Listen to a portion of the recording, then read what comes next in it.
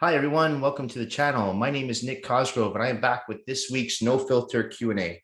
This is the episode where I answer all questions related to diet, training, and supplementation that I received over the past 7 days from our in-house clients, online clients, as well as a few of our online followers.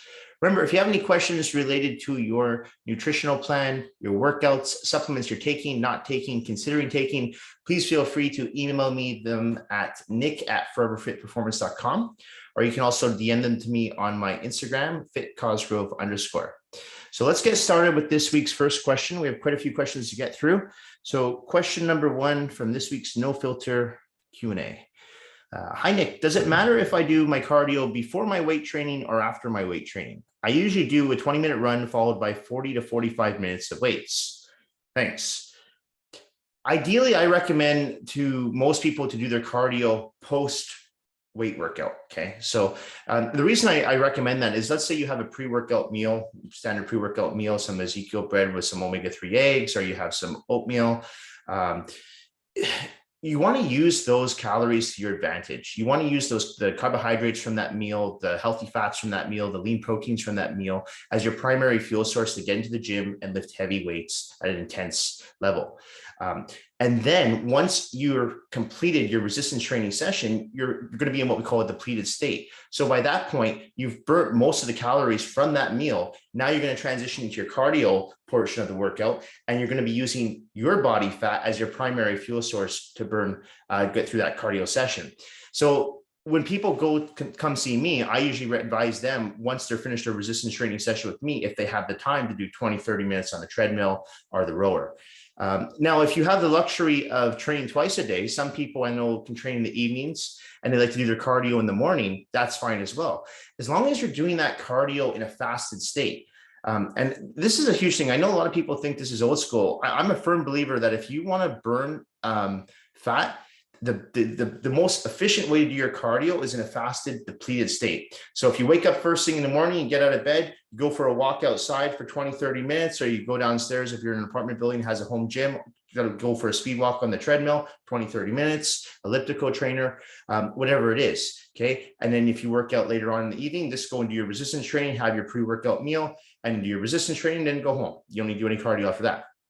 But if you're in a situation like most people where they kind of have to put it all into that 1 hour, I would recommend then, especially if you're eating first thing, is to do your resistance training session and then finish it off with your cardiovascular session. And the cardio doesn't need to be super intense. The intensity should be saved for your resistance training session.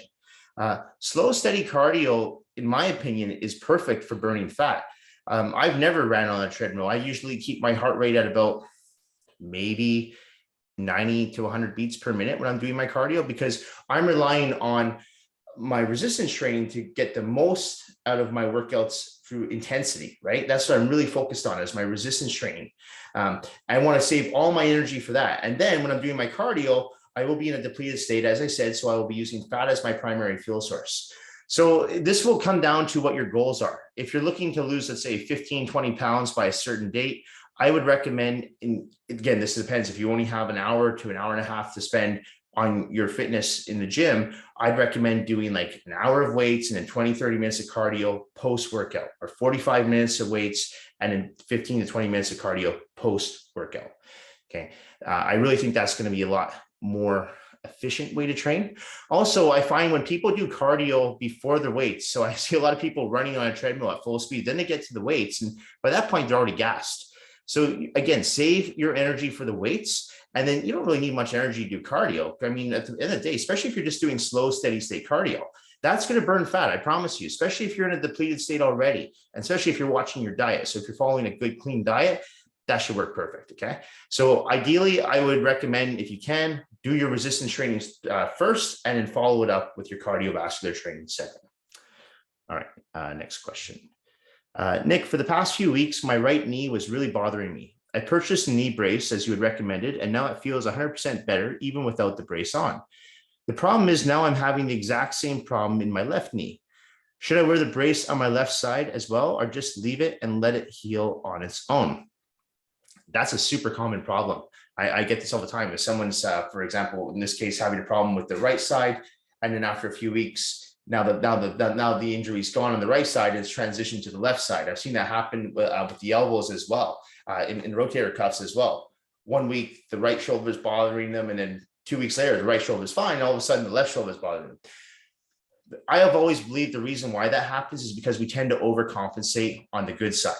So in your case, your right side was bothering you, so you put the knee brace on, but you're probably still compensating a little bit and leaning more on your left side to allow you to do your daily activities. Where I was just walking, getting out of bed, driving, or just, even when you're working out, if you're doing some leg exercises, you probably lifted more on your left side than your right. And now because your left side overcompensated, now the problem is transitioned over to that side. So to answer that question, I actually would recommend putting the brace on your left knee and work on your right side, but just make sure that you're only wearing that brace. And I say this all the time, is when you're wearing your knee brace, only wear it when you need it. So when do you need it? Usually during your workouts. You don't need to wear it all day long. If you're going for a long walk, yeah, wear it then too. But you don't need to wear your knee brace when you're sitting at home watching TV, or if you're working behind the computer at the office, right? So just use it when you need it. You don't want to rely on it. But I would recommend definitely putting the brace on that left side too, because you want to make sure you keep the patella in line with the quadricep, and you don't want to create further problems. You don't want to get, like, say, patellofemoral syndrome a few months down the line. So make sure you put that brace back on. If the right side feels great, doesn't need the brace anymore, perfect. But just make sure if you're in the gym and if you're training legs, pay really good attention that you're using both legs at the same intensity, and you're putting the same amount of weight. And that's where it really comes down to doing a lot of isolateral movements too. So don't just get caught up on doing compound lifts like squats, leg press, hack squat. Throw in some, some walking lunges, right? Throw in some unilateral lunges, throw in some barbell lunges, doing one side at a time. That way, you're not going to be cheating. You have to use your left side just as much as you have to use your right side. Okay. So I think that would be the perfect solution to help get those knees balanced out again. But that's a pretty common problem I see quite a bit. But throw in some unilateral work and see if that helps. But I would wear the brace until that left knee feels 100% again. Okay. Question number 3. Hi, Nick. I injured my lower back while squatting this past weekend. It was on my final set as I was going down. I heard a pop. The pain was really bad and I had to stop my workout. It's been a few days now and the pain seems to be completely gone. Do you think I can return to squatting this week, or should I take some time off from this exercise? If it were me, I had a similar injury a few years ago. I would recommend, especially because where the injury is in your lumbar region, you have to be so careful with that area. Okay. You're talking right near your sciatic nerve. If it were me, I would take a week off from training legs. I wouldn't do any legs. I wouldn't even do like a leg press or hack squat. I wouldn't want to put any unnecessary strain on that area. Another thing I would recommend doing is the next time you get in that squat rack, if you're not already doing it, wear a belt. Okay. I recommend this to a lot of people who squat heavy. Wear a belt, wear a weight belt, and get a good weight belt too. Don't cheap belt. You want to get a good leather weight belt. There's 3 exercises that I wear a weight belt for. 1, barbell squats, 2, hack squats, 3, leg press. All 3 of those exercises put a lot of strain on your lumbar region. Okay. And you want to use your core, of course. You want to keep your core tight, but there's only so much your core can do. And if you're squatting 315 on your back and you're going up and down, that's a lot of pressure to put on your spine. So wearing a weight belt makes a big difference. So if you're not already using a weight belt, I recommend when you get back into that squat rack, definitely use a weight belt. But even if the pain feels like, oh, it's gone now, for me, I wouldn't feel like I know that pain can come back. I've had it. So I say, I'm just going to give it an extra week, give it a good 14 days rest. Don't do any legs, do a little bit more upper body, maybe do a full body workout, full upper body workout. But I would personally stay away from any squats for the next 2 weeks if it were me, just to give it that recovery. At the same time, I would be applying those topical adhesives. I have one right here. So this is a new cream that someone gave me. That's a ultra strength relax cream here. This one's pretty good. Topical adhesives work really well, right? So whether it's Tiger Balm, Voltaren, I'm always trying new ones. Clients are always bringing me new things, but these cooling gels work really well. I'm currently dealing with an injury on my shoulder. It just happened actually a few days ago, and I've been applying this on and it's worked really well. So a topical works great. I would be applying that on a regular basis too throughout the day. Okay, so those work really well. And ice. even though the injury occurred, I don't know if you said a few days ago, I would still be icing it. You know, just to help bring down any potential swelling or inflammation. But yeah, I would give it a full 2 weeks and then get back into it. And then again, really warm up properly. I mean, this goes without saying, but if you're someone who usually warms up with 15 reps, maybe take a lighter weight and do 20, 25 reps just to feel out the sets and make sure everything feels good. Okay. So that's another thing I'd recommend. But yeah, you got to be so careful with those injuries, especially in the lumbar region. That's a really sensitive area. So be careful. Squatting can be dangerous. That's why I recommend a weight belt, and you can purchase them on Amazon. I mean, get a good weight belt. You're looking at anywhere from about $40 to $60 for a good one, but just make sure it's a leather weight belt. Don't get a crappy weight belt. I promise you it's not going to do you any good. Okay, next question. Hi, Nick. Which green is better to consume, asparagus or spinach? I like both, but was wondering if one is better than the other. Both are great. Both are excellent. So, okay, when you talk about asparagus, I think it's 5 asparagus spears are about 20 grams of carbs, 2 grams of sugar, I think, top of my head. So on a sugar standpoint, asparagus is a little bit higher than spinach, but we're talking natural sugar. And asparagus is going to be a little bit higher in calories and a little bit higher in carbs than spinach. But at the same time, I find that asparagus is actually more filling than spinach. Spinach does contain more fiber though. But I mean, when we're comparing greens here, those are both 2 perfect greens. I actually put them on people's nutritional plans all the time, and I say have either or. I don't really count the calories or the macronutrients in greens. They're what we call fibrous carbohydrates. So any carbohydrates that are in those greens, I don't really count anyway. So it's relevant to me. So if you're saying which is better, it depends on what you're going for. If you need more fiber in your diet, I'd recommend the spinach. If you're going for a little bit more filling and it feels that you want a little bit more substance to your meals, I would go with the asparagus. Personally, I use both. I have 2 meals a day where I have spinach and 2 meals a day where I have asparagus. So I like both of them. I think they're both great. When it comes to greens, you can't go wrong. Whether you're having kale, asparagus, broccoli, spinach, you can't go wrong. So have as much as you want. Honestly, greens, in my opinion, are going to be the best vegetable that you can consume. And don't worry about the low, even if it's very low, but the sugar content in greens. Don't even look at it. It doesn't make a difference. Okay, next question. Question number 5. Nick, is farm salmon safe to eat? This is a touchy subject for a lot of people. So again, I will give you my personal opinion on this. If you live in British Columbia and you are buying farm salmon from, let's say, Costco. Sorry, my alarm's going off again here. Costco buys the bulk of their salmon from Norway and Chile. I think it's 60% from Norway and 40% from Chile.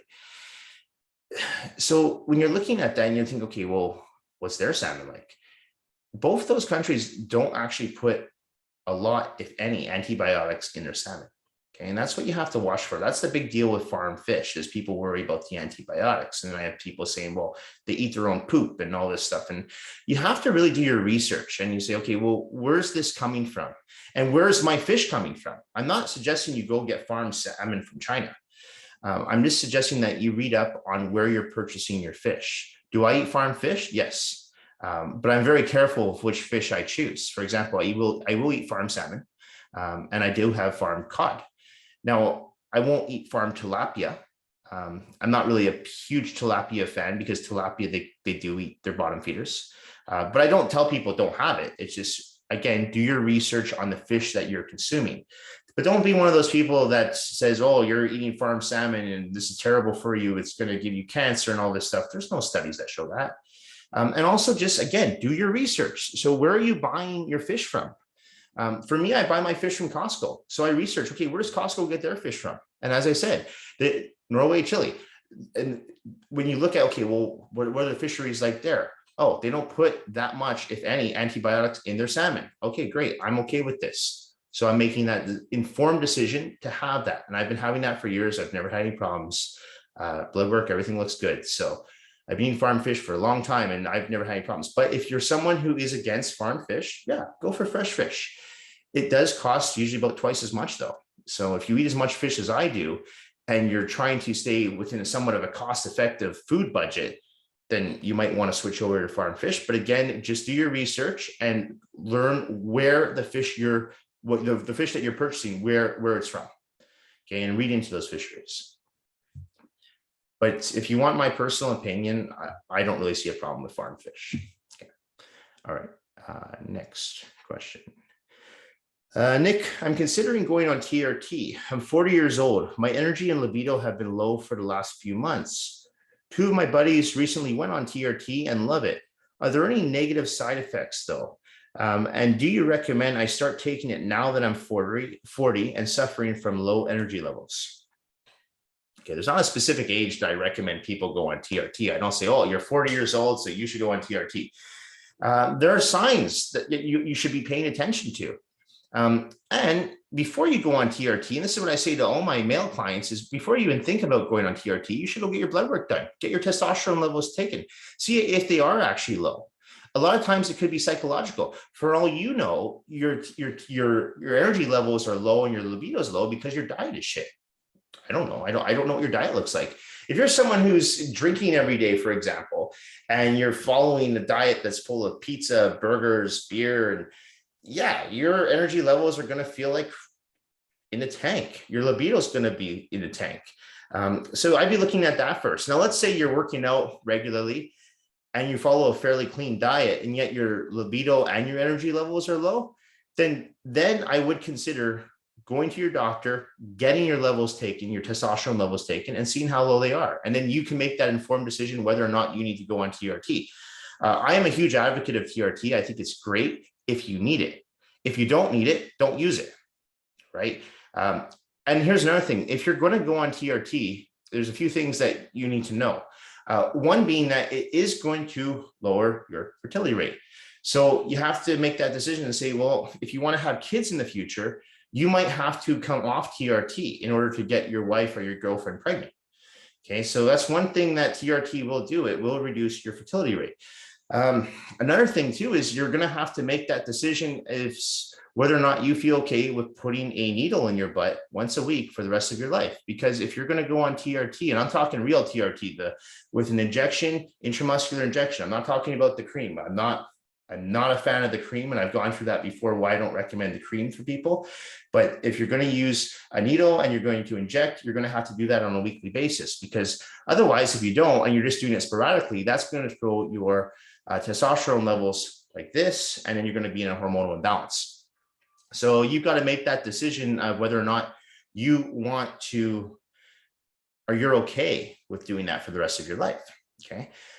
So those are two things to take into consideration. Is if you plan on having kids, I mean, you can still get your wife or girlfriend pregnant if you're on TRT. It does happen, but it does reduce your chances if you are using it. Because don't forget, you are injecting artificial testosterone into your body, right? So there's not really, in my opinion, there's not really any if you look at those as negatives, okay.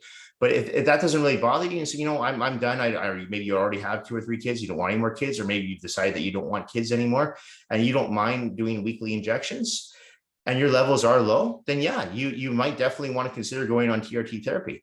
But again, I wouldn't make that decision until I saw some blood work, talk to your doctor and see how low those levels really are. All right, next question. Hi, Nick. Since Costco stopped selling Kaizen Whey Isolate, I've had to order my protein powder online, but it costs almost twice as much. Have you found any cheaper alternatives yet? We're living in inflation. Everything costs twice as much. So I've had a lot of clients, because I send a lot of my clients to Costco to get their whey protein powder. And yeah, so the Whey Isolate protein powder, as far as I can tell, I don't think it's coming back. I haven't seen it there for a few months now. So there's another powder. Where is it? I have so many powders back here. Oh, here. Okay. So there's another powder that I've been using, and I actually get this from Costco as well. Okay. It's a whey protein powder. Here's the thing though. It's not a complete whey isolate. Okay. So it's like a diluted form of whey isolate. There is some whey isolate in this. Okay, but there's also some whey concentrate in here as well. So essentially what that means is that it's not as good quality as the other whey isolate that Costco used to sell. So it's like a diluted version of it.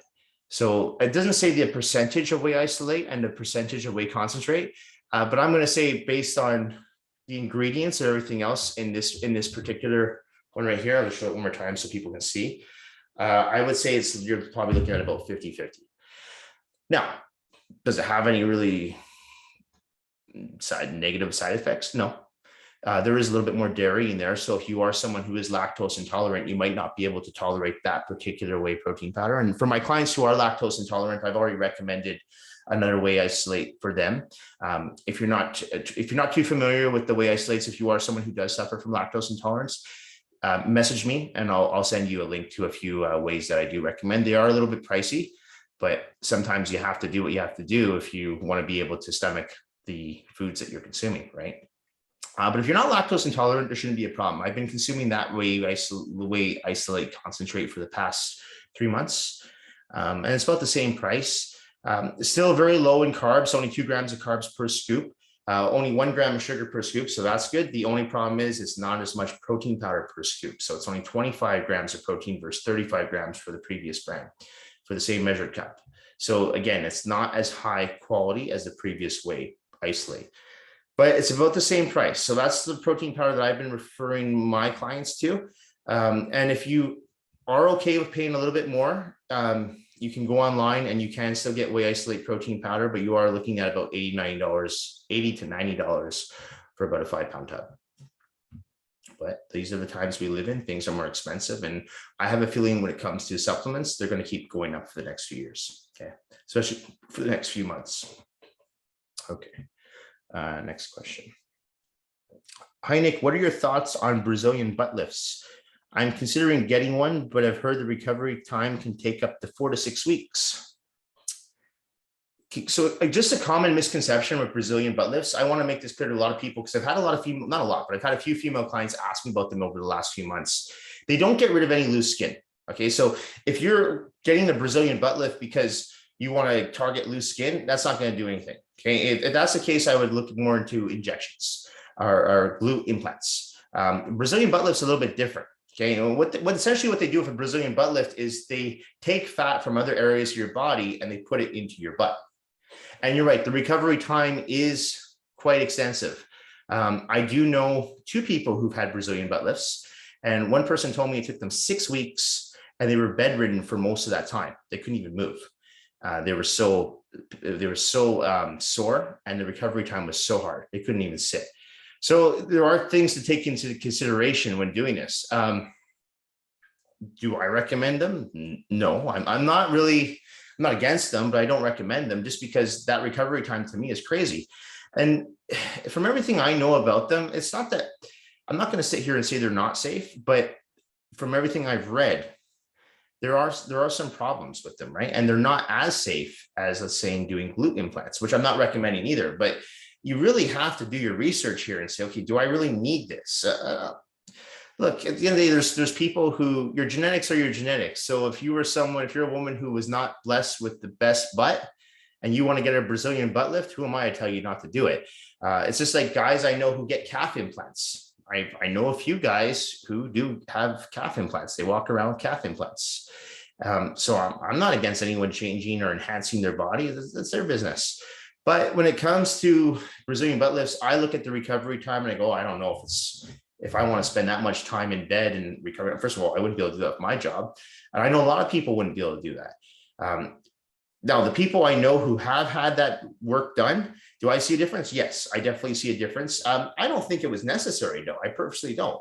And again, we don't know what the long-term effects are of this yet, of these surgeries. It's still a fairly new surgery. From what I understand, it's only been around for about 10 years. So we don't know the long-term effects of doing this. And the last thing I want to mention about the Brazilian butt lifts is that you already have to be, I don't want to say overweight, but you have to be already fairly heavy set to be able to do this. If you're someone who's in really good shape and is thin and you have very little body fat on your abdomen region or your lower back and your woman or your legs and you have very low body fat, they won't do it on you because they can't take the fat off you. There's no fat to take. So again, if you're someone with that type of body type, they're probably going to recommend glute implants. Okay. I do know quite a bit about all this because I've had some clients do it in the past, and I've known people who have done the glute implants. So again, that's something for you and your surgeon to discuss. But again, do I think it's necessary? No, I think work with your genetics, and do everything you possibly can natural. If you decide to go down that route, that's your business, but just make sure you explore all your options. Because remember, once you do this, there's no going back. Okay. There's my 2 cents on Brazilian butt implants, or not Brazilian butt lifts and glute implants. All right. Next question. Nick, have you ever received any inappropriate emails or messages from people looking at your bodybuilding photos? I get them from time to time and was wondering if other guys get them as well. Not anymore, no. Maybe I don't do it for guys anymore. But yeah, when I first started putting out my bodybuilding photos, especially in my earlier years, I would get a few inappropriate DMs, never from women. All my inappropriate DMs have always come from men. And they've given me some very generous offers to send them more photos. It hasn't happened a lot, but it has happened a few times. I've never sent those photos to those men. I usually block them, but it kind of made me feel very cheap. And I kind of have an idea now how a lot of women feel when guys send them inappropriate messages on Instagram or emails, or I don't even know, text messages, or how many inappropriate messages women get. But I would say probably about maybe at least a dozen over the years from guys who wanted to see more. But didn't really bother me. It did make me feel a little uneasy, but I wasn't mad at them. I'm like, at first I took it as a compliment, but after like the second or third, I'm like, well, it's kind of creepy. I don't like that. Don't message me. And I would just block them. So I think a lot of guys who've done bodybuilding have probably dealt with that in the past. It's not uncommon. I think there's the gay for pay, right? That's another. I know a few bodybuilders, straight bodybuilders, who've done that. But no, I've never done that. I've never been subjected to showing my entire body. I don't think anyone wants to see my entire body these days, but back when I was younger, yeah, I had a few inappropriate messages that I did receive. And now as I'm older, I don't really get any inappropriate messages, probably because I also don't really put up many bodybuilding photos anymore. My social media is pretty much just business oriented, so I keep my clothes on. But I think even if I kept my clothes off, I don't think I'd really get any appropriate messages. Nobody wants to see that at my age. Anyway, that's it for this week's Q&A. Is that it for this week's Q&A? Yes, that is it for this week's Q&A. So this episode should be going up on Thursday evening. And guys, just a reminder, if you do have any questions, please feel free to email them to me anytime, nick@foreverfitperformance.com, or you can also DM them to me on my Instagram at @fitcausegroup_. I'm always happy to answer every question I receive, and I will answer them, as I always say, in chronological order. Just a reminder, we also have an online app that you are welcome to join, where we put up a separate Q&A every Tuesday evening. If you'd like more information on that, you can also email our office administrator, Mia Watson, at mia@foreverfitperformance.com. Guys, thanks so much. Have a great evening. Have a great weekend, and I will see you all next week. Bye for now.